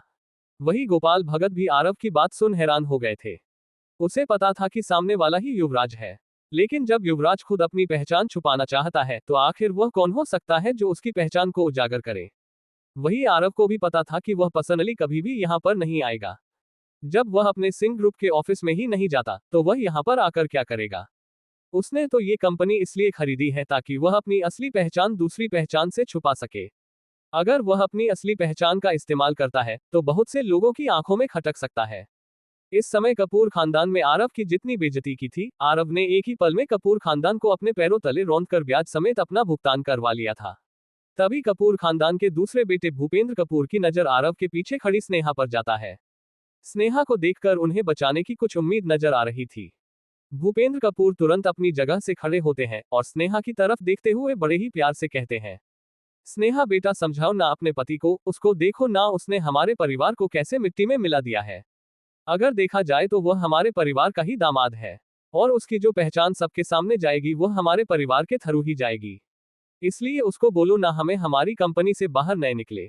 भूपेंद्र कपूर की बात सुन स्नेहा के पिता संजीव कपूर भी स्नेहा की तरफ देखते हुए बड़ी ही गंभीरता से कहते हैं, देखो स्नेहा, मुझे नहीं पता इसने तुम्हें क्या पट्टी पढ़ाई है, लेकिन मुझे इतना जरूर पता है कि तुम इसके साथ रहकर अपनी जिंदगी बर्बाद कर रही हो।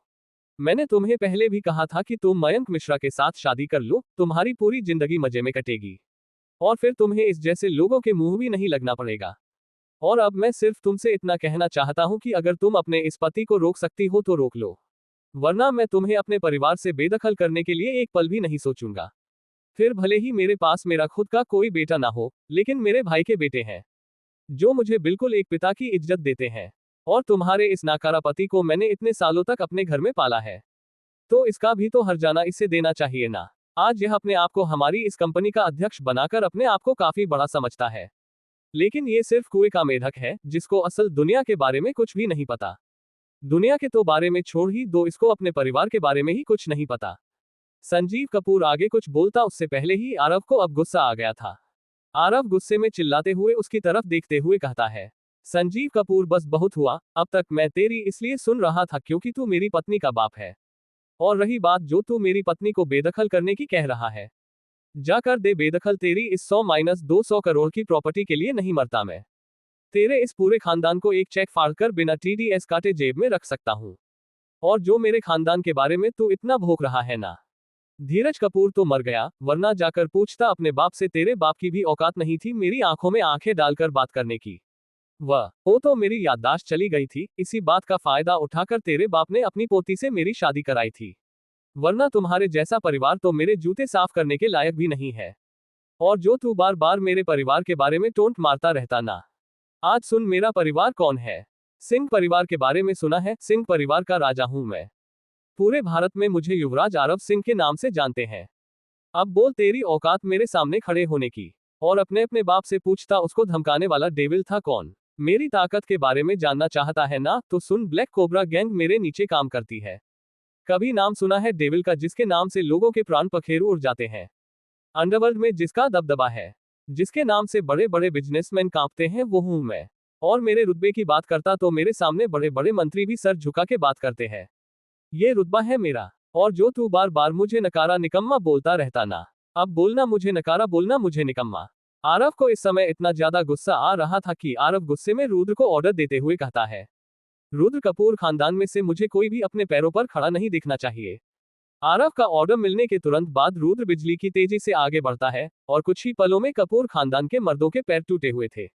वे सभी दर्द के मारे जोर जोर से चिल्ला रहे थे। उनकी इस तरह की दयनीय स्थिति देखकर स्नेहा को उन पर दया आने लगती है, खासकर अपने पिता पर, लेकिन सारी गलती उसके पिता की ही है। अगर उनके पिता आरव को इतना ज्यादा गुस्सा नहीं दिलाते तो शायद आज वह अपने पैरों पर खड़े होते। क्या यूं सबके के सामने अपनी पहचान उजागर करना आरव के लिए सही साबित होगा? क्या इनमें से कोई आरव की पहचान को तो नहीं उजागर कर देगा? इन सभी सवालों के उत्तर जानने के लिए पढ़ते रहिए the King of Hidden Empire only on Pocket FM novel पर। CH36 पहचान गुप्त रखे। आरव को इस समय इतना ज्यादा गुस्सा आ रहा था कि आरव गुस्से में रुद्र को ऑर्डर देते हुए कहता है, रुद्र कपूर खानदान में से मुझे कोई भी अपने पैरों पर खड़ा नहीं दिखना चाहिए।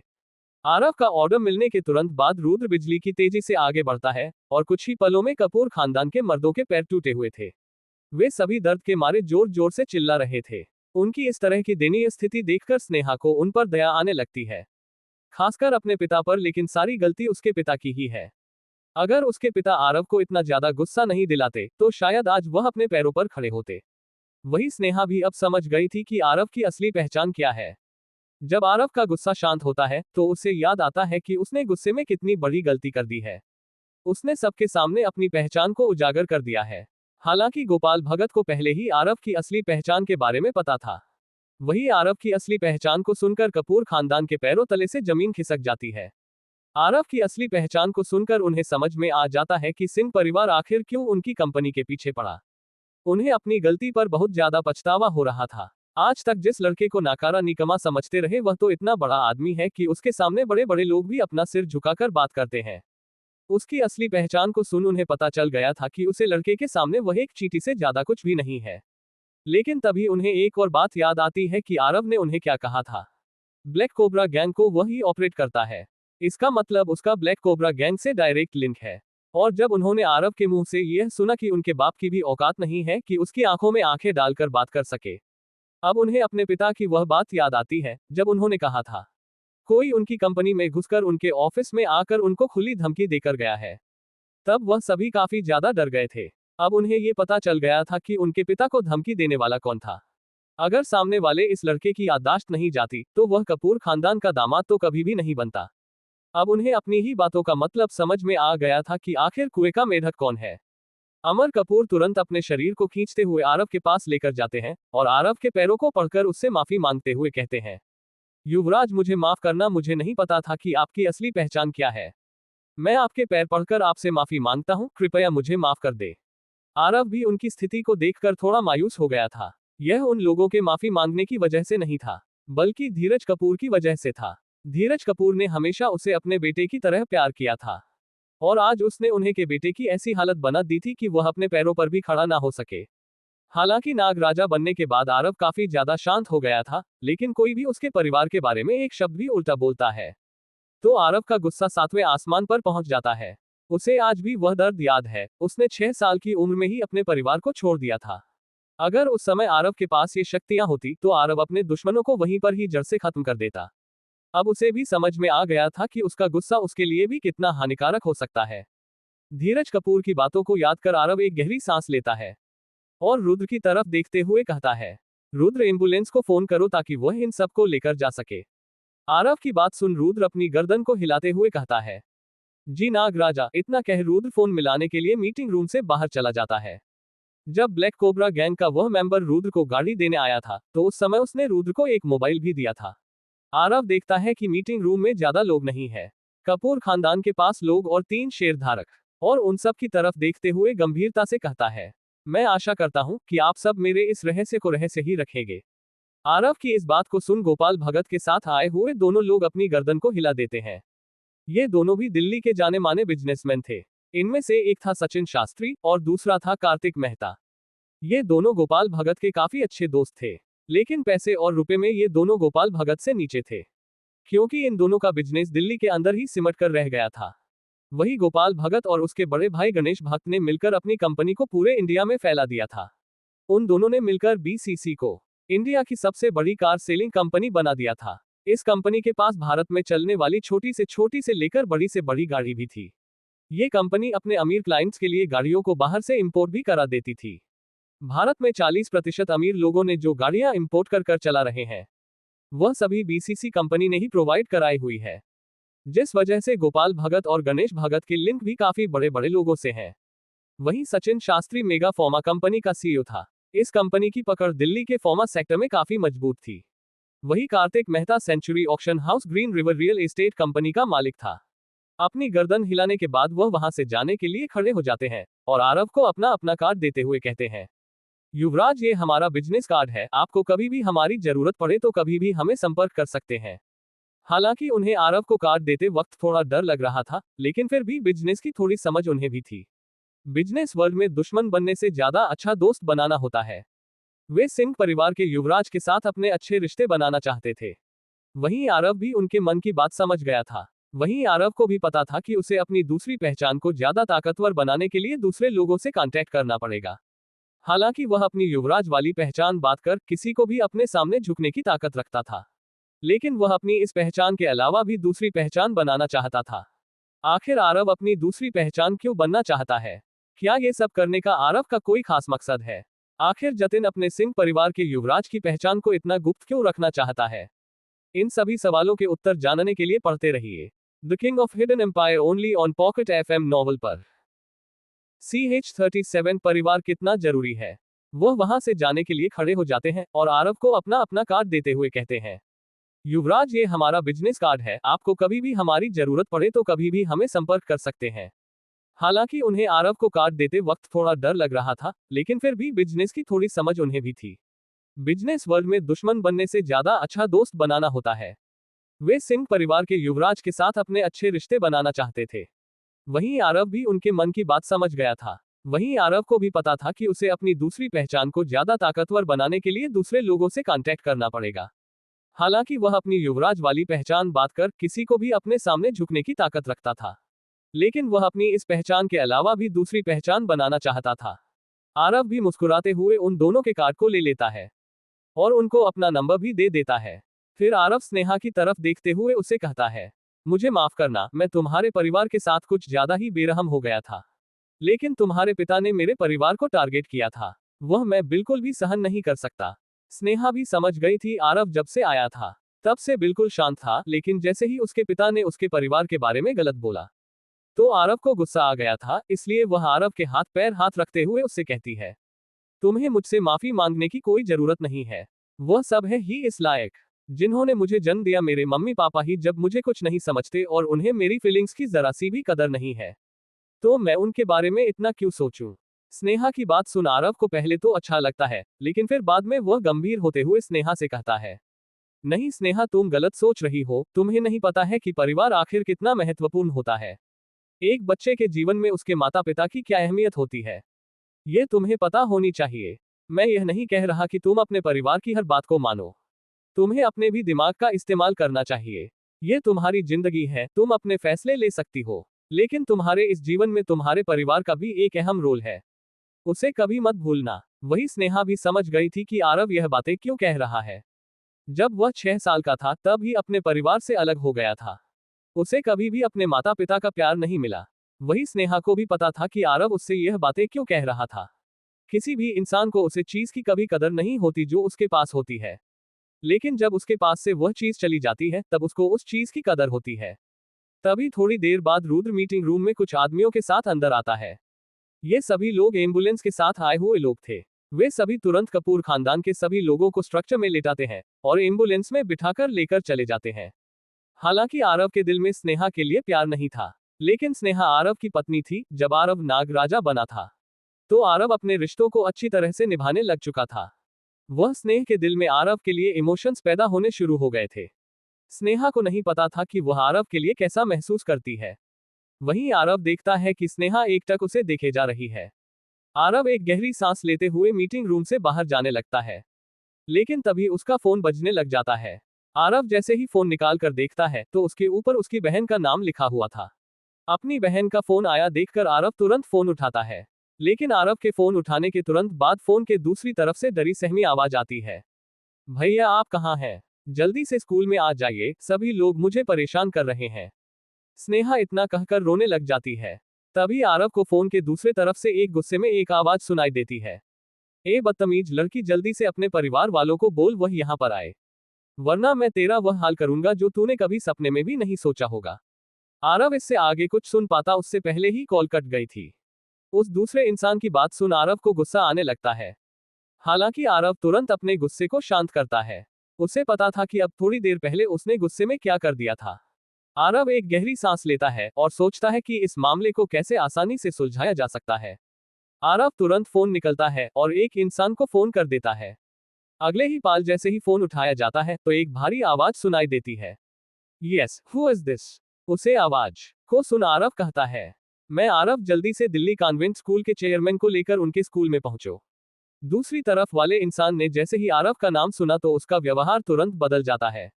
आरव की बात सुन वह आरव से कहता है, जी युवराज। इस बात को सुन आरव ने तुरंत कॉल को रख दिया था और रुद्र की तरफ देखते हो तुरंत कहता है, गाड़ी को दिल्ली कॉन्वेंट स्कूल की तरफ लो। आरव को इतना परेशान देखकर स्नेहा तुरंत उसके पास आते हुए उससे पूछती है, आखिर आरव ऐसा क्या हो गया जिससे तुम इतने परेशान हो गए हो? आरव स्नेहा के सवाल का कोई जवाब नहीं देता, बल्कि उससे कहता है, तुरंत मेरे साथ चलो। आखिर मनीषा किसी मुसीबत में पड़ गई। आखिर वह इंसान कौन था जो मनीषा पर गुस्सा कर रहा था? आखिर आरव ने किसको फोन मिलाया है? इस बारे में जानने के लिए पढ़ते रहिए the King of Hidden Empire only on Pocket FM novel पर।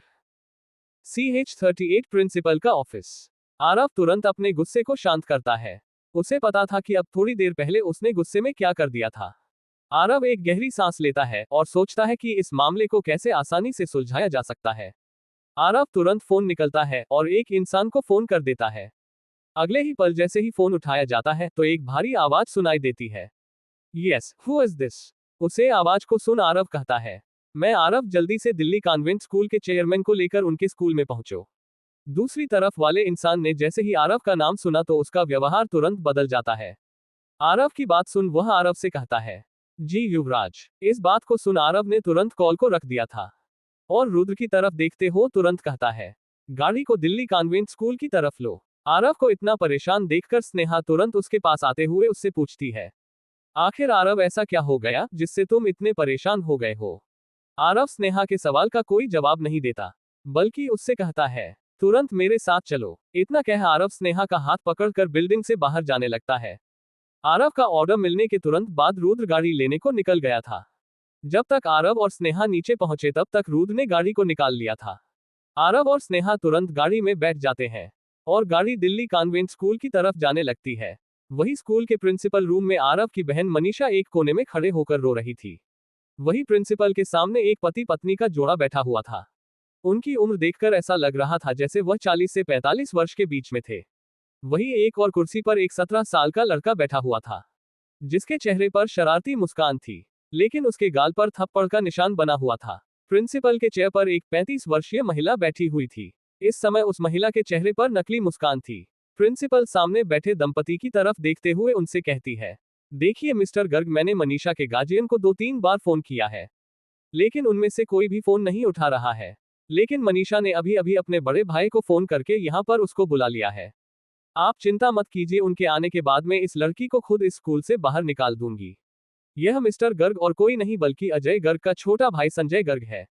संजय गर्ग हमेशा अपने भाई की ताकत का इस्तेमाल दूसरा पर दोष जमाता रहता है। इस समय भी वही यही कर रहा था। संजय गर्ग अपने चेहरे पर शैतानी मुस्कान के साथ प्रिंसिपल मैडम की तरफ देखते हुए कहता है, प्रिंसिपल मैडम, आपको तो इस स्कूल से बाहर जरूर निकालना पड़ेगा, वरना आप मेरे बड़े भाई अजय गर्ग को तो जानती ही है। संजय गर्ग की बात खत्म होने के तुरंत बाद उनकी पत्नी किरण गर्ग प्रिंसिपल मैडम की तरफ देखते हुए गुस्से में रहती है। देखिए प्रिंसिपल मैडम, मुझे नहीं पता आप क्या करेगी, लेकिन इस बेकार लड़की को तो मेरे लड़के के चेहरे पर थप्पड़ मारने का नतीजा भुगतना पड़ेगा। मुझे मेरे बेटे के गाल को देखकर सुकून नहीं मिल रहा है। मैं इस लड़की के चेहरे पर अभी 2-3 और थप्पड़ मारना चाहती हूँ। इतना कह किरण गर्ग अपनी जगह से खड़ी हो जाती है और मनीषा की तरफ चलने लग जाती है। इस समय मनीषा एक कोने में खड़ी रो रही थी। उसके दोनों गालों पर थप्पड़ लगने का निशान साफ साफ दिखाई दे रहा था। यहाँ तक कि मनीषा के मुंह के कोने से हल्का सा खून भी निकल रहा था। किरण गर्ग को अपनी तरफ बढ़ता देखकर मनीषा रोते हुए किरण गर्ग से कहती है, आंटी सच में मेरी कोई गलती नहीं थी। आपका लड़का ही मेरे साथ जबरदस्ती करना चाहता था। मनीषा की बात सुन किरण गर्ग के गुस्से का आपा नहीं रहता। वह गुस्से में चिल्लाते हुए मनीषा से कहती है, ए गवार लड़की, तुझे क्या लगता है मेरा बेटा इतनी गलत हरकत करेगा? जरूर तूने ही उसे अपने जाल में फंसने की कोशिश की होगी।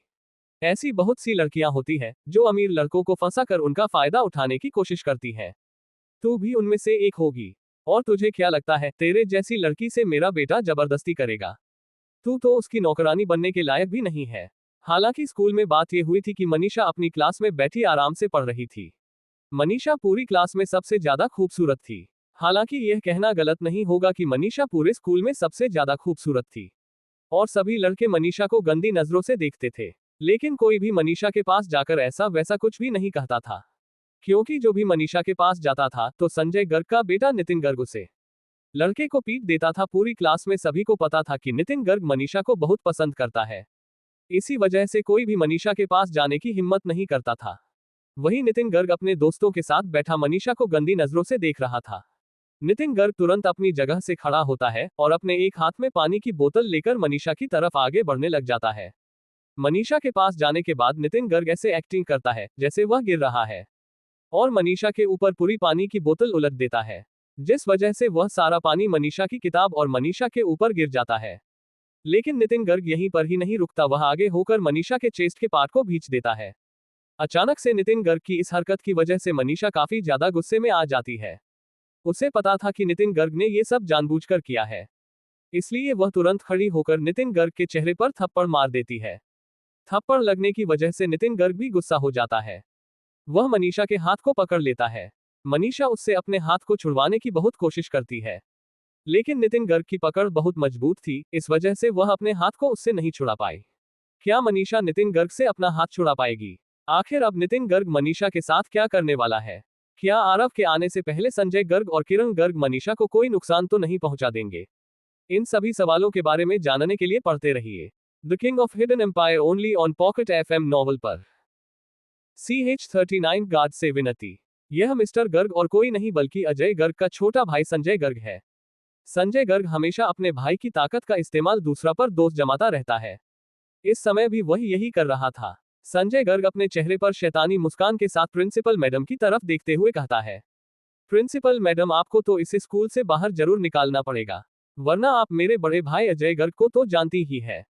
संजय गर्ग की बात खत्म होने के तुरंत बाद उनकी पत्नी किरण गर्ग प्रिंसिपल मैडम की तरफ देखते हुए गुस्से में रहती है।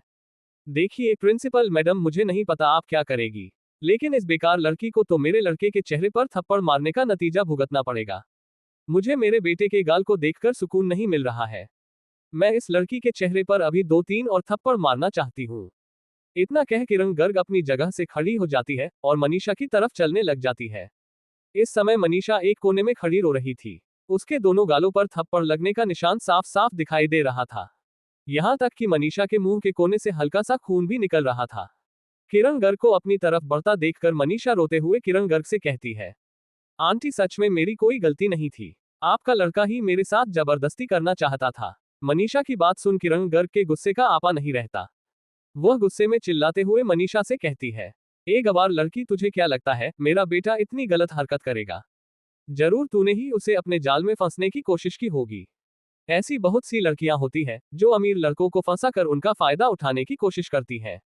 तू भी उनमें से एक होगी। और तुझे क्या लगता है तेरे जैसी लड़की से मेरा बेटा जबरदस्ती करेगा? तू तो उसकी नौकरानी बनने के लायक भी नहीं है। हालांकि स्कूल में बात यह हुई थी कि मनीषा अपनी क्लास में बैठी आराम से पढ़ रही थी। मनीषा पूरी क्लास में सबसे ज्यादा खूबसूरत थी। हालांकि यह कहना गलत नहीं होगा कि मनीषा पूरे स्कूल में सबसे ज्यादा खूबसूरत थी और सभी लड़के मनीषा को गंदी नजरों से देखते थे। लेकिन कोई भी मनीषा के पास जाकर ऐसा वैसा कुछ भी नहीं कहता था। क्योंकि जो भी मनीषा के पास जाता था तो संजय गर्ग का बेटा नितिन गर्ग उसे लड़के को पीट देता था। पूरी क्लास में सभी को पता था कि नितिन गर्ग मनीषा को बहुत पसंद करता है। इसी वजह से कोई भी मनीषा के पास जाने की हिम्मत नहीं करता था। वहीं नितिन गर्ग अपने दोस्तों के साथ बैठा मनीषा को गंदी नजरों से देख रहा था। नितिन गर्ग तुरंत अपनी जगह से खड़ा होता है और अपने एक हाथ में पानी की बोतल लेकर मनीषा की तरफ आगे बढ़ने लग जाता है। मनीषा के पास जाने के बाद नितिन गर्ग ऐसे एक्टिंग करता है जैसे वह गिर रहा है और मनीषा के ऊपर पूरी पानी की बोतल उलट देता है, जिस वजह से वह सारा पानी मनीषा की किताब और मनीषा के ऊपर गिर जाता है। लेकिन नितिन गर्ग यहीं पर ही नहीं रुकता, वह आगे होकर मनीषा के चेस्ट के पार्ट को भींच देता है। अचानक से नितिन गर्ग की इस हरकत की वजह से मनीषा काफी ज्यादा गुस्से में आ जाती है। उसे पता था कि नितिन गर्ग ने ये सब जानबूझकर किया है, इसलिए वह तुरंत खड़ी होकर नितिन गर्ग के चेहरे पर थप्पड़ मार देती है। थप्पड़ लगने की वजह से नितिन गर्ग भी गुस्सा हो जाता है। वह मनीषा के हाथ को पकड़ लेता है। मनीषा उससे अपने हाथ को छुड़वाने की बहुत कोशिश करती है, लेकिन नितिन गर्ग की पकड़ बहुत मजबूत थी, इस वजह से मनीषा अपने हाथ को उससे नहीं छुड़ा पाई। फिर नितिन गर्ग भारी क्लास में ही मनीषा से जबरदस्ती करने लग जाता है। जब मनीषा को कुछ रास्ता नहीं मिलता तो मनीषा नितिन गर्ग के हाथ में काट लेती है और क्लास से भाग जाती है। अचानक से अपने हाथ पैर काटने की वजह से नितिन गर्ग गुस्से में तिलमिला जाता है और उसने अपने पिता को फोन करके उन्हें स्कूल में बुला लिया। स्कूल में आने के बाद संजय गर्ग और किरण गर्ग भी काफी ज्यादा गुस्सा हो जाते हैं और इसी गुस्से में किरण गर्ग ने मनीषा को इतने थप्पड़ मारे कि उसके मुंह के कोने से खून आने लग गया था। वही इस समय प्रिंसिपल रूम में किरण गर्ग दोबारा से मनीषा पर थप्पड़ मारने के लिए आगे बढ़ती है और आरव ने जो मनीषा के साथ 4 ब्लैक कोबरा गैंग के बॉडीगार्ड को लगाया था, वे स्कूल के बाहर ही मनीषा की सुरक्षा करते हैं। लेकिन आज अचानक से मनीषा को एक महिला खींचकर प्रिंसिपल रूम में ले जाते देखते हैं, तो वे तुरंत गार्ड से उन्हें अंदर जाने की रिक्वेस्ट करते हैं, लेकिन कोई भी गार्ड उन्हें अंदर जाने नहीं देता। वे सभी बॉडीगार्ड बार बार उनसे रिक्वेस्ट करते हैं, लेकिन कोई भी गार्ड उनकी बात नहीं सुनता। जब बार बार उनकी बातों को सुनकर वह गार्ड नजरअंदाज कर रहे थे, तो एक बॉडीगार्ड आगे आकर उन गार्ड को पीट देता है और जबरदस्ती स्कूल के अंदर घुस जाते हैं। वही प्रिंसिपल रूम में किरण गर्ग जैसे ही मनीषा को थप्पड़ मारने वाली होती है, तभी एक धक्के के साथ प्रिंसिपल रूम का दरवाजा खुलता है। किरण गर्ग मनीषा को मजा चखा पाएगी? क्या ब्लैक कोबरा गैंग के चारों बॉडीगार्ड मनीषा को बचा पाएंगे? आखिर ऐसा कौन हो सकता है जिसने प्रिंसिपल रूम का दरवाजा ऐसे धक्का देकर खोला? कहीं यह आरव तो नहीं तो स्कूल पहुंच चुका है? इन सभी सवालों का उत्तर जानने के लिए पढ़ते रहिए the King of Hidden Empire only on Pocket FM novel पर। CH40 किरण गर्ग को मारा थप्पड़। वही प्रिंसिपल रूम में किरण गर्ग जैसे ही मनीषा को थप्पड़ मारने वाली होती है, तभी एक धक्के के साथ प्रिंसिपल रूम का दरवाजा खुलता है और 4 हटे कटे इंसान तुरंत रूम के अंदर आ जाते हैं। वे चारों वही बॉडीगार्ड थे जिनको आरव ने मनीषा की प्रोटेक्शन के लिए छोड़ा था। वह जैसे ही किरण गर्ग को मनीषा को थप्पड़ मारते हुए देखते हैं, तुरंत उनमें से एक बॉडीगार्ड आगे आता है और किरण गर्ग को हाथ को छटकाते हुए पीछे धक्का दे देते हैं। हालांकि उनमें से किसी ने भी किरण गर्ग के ऊपर हाथ नहीं उठाया था, फिर भी उस धक्के से किरण गर्ग पीछे जाकर जमीन पर गिर जाती है। वे चारों बॉडीगार्ड तुरंत मनीषा को बीच में ले लेते हैं और उसके चारों तरफ खड़े हो जाते हैं। अचानक से इन लोगों की एंट्री से संजय गर्ग और प्रिंसिपल मैडम भी काफी ज्यादा हैरान हो गई थी। अपनी पत्नी को जमीन पर गिरा देखकर संजय गर्ग गुस्से में बावले हो जाते हैं। संजय गर्ग गुस्से में चिल्लाते हुए उन बॉडीगार्ड से कहते हैं, आखिर तुम हो कौन और तुम्हारी हिम्मत कैसे हुई मेरी पत्नी को धक्का देने की? तुम्हें पता भी है मैं कौन हूँ? अगर मैं चाहूं तो तुम्हें यही खड़ा खड़ा ही जान से मरवा दूं। अभी यूं बुद्ध बने क्यों खड़े हो? अपना परिचय दो, तुम किसके लिए काम करते हो और तुम्हें यहाँ पर किसने भेजा है? अब मनीषा भी उन चारों बॉडीगार्ड को अंदर देखकर अपने आप को सेफ महसूस करती है। उसने अस्पताल में देखा था कि इस तरह के कपड़े पहने हुए लोग उसके भाई के लिए कितना परेशान थे। मनीषा समझ चुकी थी कि उसके भाई ने उसकी सुरक्षा के लिए इन लोगों को लगाया हुआ होगा। वही संजय गर्ग की बात सुन एक बॉडीगार्ड संजय गर्ग की तरफ देखते हुए कहता है, हमारे बारे में जानना चाहता है तू? हम ब्लैक कोबरा गैंग के लोग हैं और हमें मनीषा बहन की सिक्योरिटी में लगाया हुआ है। वह तो शुक्र मना हमारे छोटे मास्टर ने किसी को जान से करने के लिए मना कर रखा है, वरना अब तक हम तुम्हें जान से मार चुके होते। अब तू बता आखिर तू है कौन जो तूने हमारी बहन पर हाथ उठाने की कोशिश की? उस बॉडीगार्ड की बात सुन संजय गर्ग को ब्लैक कोबरा गैंग का नाम सुना सुना महसूस होता है। उसे थोड़ा थोड़ा याद आ रहा था कि उसके भाई ने उसे इस गैंग के बारे में बताया था। वही प्रिंसिपल मैम को भी ब्लैक कोबरा गैंग के बारे में ज्यादा कुछ नहीं पता था, लेकिन अपने सामने इतने खतरनाक 4 लोगों को देखकर वह थोड़ा डर गई थी। उसे पता था कि भले ही यह गैंग कोई छोटी गैंग वैंग हो, लेकिन वे जिस तरह से संजय गर्ग को धमका रहे थे, उससे साफ साफ पता चल रहा था संजय गर्ग उनके लिए कुछ भी नहीं है। संजय गर्ग इस समय इस गैंग के बारे में सोच ही रहा था कि तभी उसकी पत्नी खड़े होती है। उन बॉडीगार्ड की तरफ देखते हुए चिल्लाती है, तुम्हारी हिम्मत कैसे हुई मुझे धक्का देने की?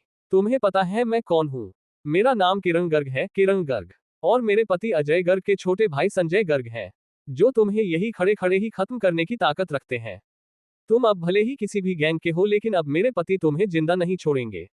किरण गर्ग अभी उन बॉडीगार्ड को धमकी दे रही थी और संजय गर्ग इस गैंग के बारे में सोच रहे थे। तभी उसे अपने भाई की पूरी बात याद आ जाती है, जो अजय गर्ग ने उसे कही थी। अजय गर्ग ने कहा था, कभी भी ब्लैक कोबरा गैंग के किसी भी आदमी को धमकाने की कोशिश मत करना। उसे गैंग का सबसे कमजोर आदमी भी हमारे पूरे परिवार को खत्म करने के लिए सक्षम है। वह गैंग बुल गैंग से भी ज्यादा खतरनाक है। अपने भाई की इस बात को याद आते ही संजय गर्ग काफी ज्यादा हैरान हो जाते हैं और उससे कई गुना ज्यादा उनके चेहरे पर डर था। उनके चेहरे के डर को कोई भी साफ साफ देख सकता था। डर के मारे तो उनका गला तक सूख गया था। और जब संजय गर्ग देखता है कि उसकी पत्नी उन्हें धमका रही है, तो उसकी जान लगभग हलक तक आ गई थी। वह तुरंत अपनी पत्नी के पास जाता है और उसे चुप कराते हुए कहता है, अरे चुप हो जाओ, क्यों इतना गुस्सा हो रही हो? गुस्सा सेहत के लिए हानिकारक होता है। तुम चुपचाप वहां पर जाकर बैठो, मैं इस मामले को देखता हूँ। किरण गर्ग अपने पति के बदले हुए चेहरे को नहीं देखती, बल्कि उसे लगता है कि अब उसके पति उसकी बेइज्जती का बदला लेने वाले हैं। इसलिए वह अब और ज्यादा अकड़ कर उन बॉडीगार्ड से कहती है, अब पता चलेगा तुम सबको, तुमने किससे पंगा लेने की जरूरत की है। मेरे पति अब तुम्हें एक अच्छा सा सबक जरूर सिखाएंगे। किरण गर्ग की इन बातों को सुनकर संजय गर्ग का चेहरा डर के मारे एकदम सफेद हो गया था। वह तुरंत अपनी पत्नी को अपनी तरफ खींचते हुए उसके चेहरे पर एक जोरदार थप्पड़ रसीद देते हैं। किरण गर्ग संजय गर्ग की इस हरकत के लिए तैयार नहीं थी। किरण गर्ग ने उम्मीद नहीं की थी कि उसके पति उसको ही थप्पड़ मार देंगे। लेकिन संजय गर्ग यहीं पर ही नहीं रुकते, बल्कि चिल्लाते हुए किरण गर्ग से कहते हैं, चुप हो जा मेरी माँ, चुप हो जा। क्यों हमारे पूरे परिवार की कब्र खोदने में लगी हुई है? तुम्हें पता भी है सामने वाले की पहचान क्या है? अगर इन्हें गुस्सा आ गया तो हमारा पूरा खानदान बर्बाद हो जाएगा। ये गैंग एक समय में दिल्ली की सबसे टॉप की गैंग थी। इनके लिए हमारा परिवार एक चींटी से ज्यादा कुछ नहीं है। संजय गर्ग की बात सुन किरण गर्ग काफी ज्यादा हैरान हो जाती है। उसने कभी भी अंडरवर्ल्ड की ताकतवर गैंग के बारे में नहीं सुना था। क्या आरव के आने से पहले ये बॉडीगार्ड इंसाफ कर पाएंगे? क्या इनकी असली पहचान जानने के बाद किरण गर्ग चुप हो जाएगी? इन सवालों के उत्तर जानने के लिए पढ़ते रहिए the King of Hidden Empire only on Pocket FM। अगर आपको ये कहानी पसंद आ रही हो तो कृपया लाइक और कमेंट जरूर करें। स्टोरी को शेयर करें और रेटिंग देना ना भूलें, ताकि मेरा भी इस कहानी के लिए और अच्छे चैप्टर बनाने का मनोबल बना रहे। और ज्यादा से ज्यादा लोगों को शेयर करें ताकि ज्यादा से ज्यादा लोग इस कहानी का आनंद उठा सके। हमारी इस कहानी के नए चैप्टर को पढ़ने के लिए आपका बहुत बहुत धन्यवाद। आज के लिए बस इतना ही दोस्तों। The King of Hidden Empire की इस रोमांचक कहानी के लिए और जानना चाहते हैं तो अगले पार्ट का इंतजार कीजिए। पसंद आए हो तो लाइक, सब्सक्राइब, शेयर करें। कोई गलती लगे तो कमेंट में बताएं, इससे हमें बेहतर कंटेंट बनाने की प्रेरणा मिलती है। धन्यवाद।